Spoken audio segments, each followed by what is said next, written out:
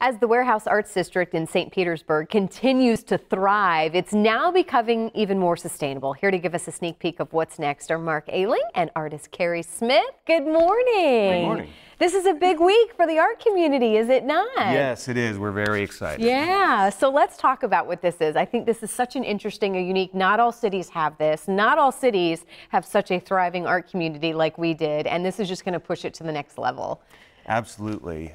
St. Petersburg in particular, the whole Bay Area, the arts community is exploding. And since we started this project about 3 years ago, we've had, I believe, over 500 artists from around the Bay Area and even around the country who have applied on our website for more information about this project. All right, so tell us about the warehouse, the big grand opening tomorrow, Thursday, right? Yes, Thursday at 7 o'clock. We have the grand opening of Phase 1 of the Arts Exchange, and we've been working on this towards this goal for the past 3 years now, and we're very excited. Well, let's hear from one of the artists now, who you are currently renting space, correct? Yes, I have a studio there. Yep. So talk a little bit about what this complex is going to do, I think, for the art community and for you in particular as an artist. What are you most excited about kind of this new space? Right.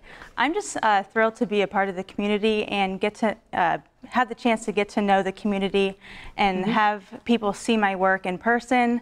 It's just an absolute pleasure to be in a space with other artists and collaborate with them in that creative atmosphere. And explain what it is, because there's how many artists that are going to be involved with this and kind of be there?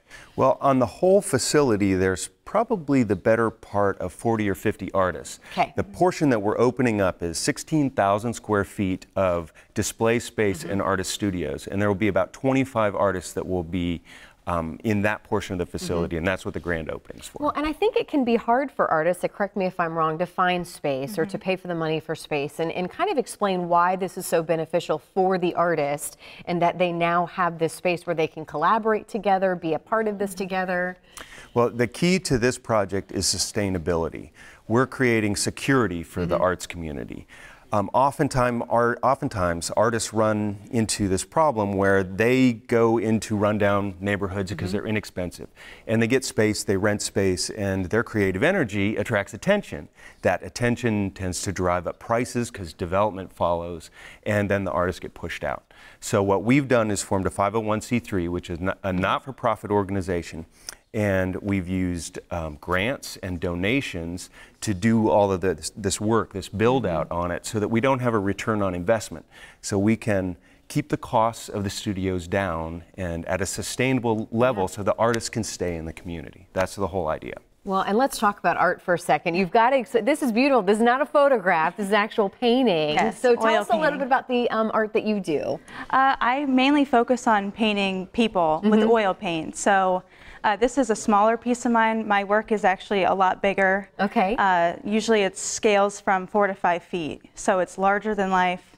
And yeah, it's very big. It definitely makes a bigger impact on the audience with a bigger painting. So so the space that you have now, do you have enough space to do everything? I have plenty of space Okay. to work around and dabble with everything. So. And what other artists are there? I mean, obviously there's going to be painters, there's sculptors, you know, the sculpting world. Yes, I myself am a sculptor and have a studio on the facility. And in the Arts Exchange, we have not just painters, but jewelry makers and photographers, and we have some other disciplines as well. There's a performing artist, and we've got literary artists. So it's a very diverse group. That was one thing that was very important to us in making the initial selection for the artists, is to get that broad range of variability.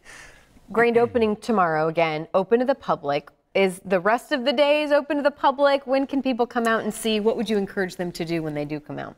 Absolutely. The regular business hours, the event space, gallery area will always be open, and then there will be additional gallery spaces in the stairwells, in the hallways, so there will always be work to see. The artists will have the choice to have their studios open during those hours, or if they want to keep their creative process more private. Yeah. So that's an individual sort of decision. But the whole idea of this is to drive foot traffic into the studios to give the artists the opportunity to get more exposure and sell their work. Artists, they need the community support. That's why we're so happy to do that as well. There are the details about the grand opening tomorrow. Again, congratulations. I know this was a long time in the making, and we look forward to seeing what else is to come. Well, we have several other phases that we're working through. Education is something very important to us, and community involvement, and that's where our next phase is taking us. All right. Well, we'll have you back then. Great. Thank you guys both. Thanks.